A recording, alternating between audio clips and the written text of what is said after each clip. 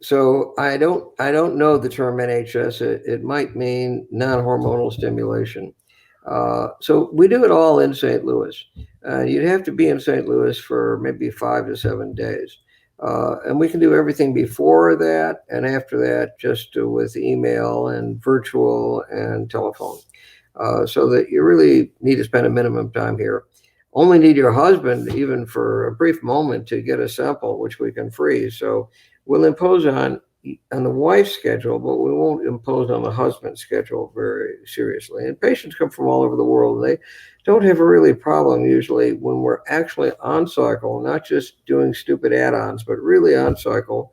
Uh, Spending 5 to 7 days, they usually don't have a serious problem with that, particularly if it's only the woman that has to go through that.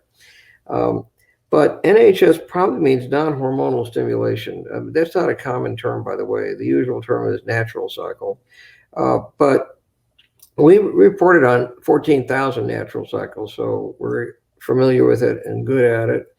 Uh, and the results are great, except you can really miss the ovulation. It's better if we can do a Clomid mini IVF cycle, because when we compared our results, baby rate per egg, with the mini IVF versus the natural, and this is true of our experience and the experience in Japan, we found that the mini IVF, the baby rate per egg and per cycle was really higher, because we didn't have to worry about losing an egg from natural premature ovulation.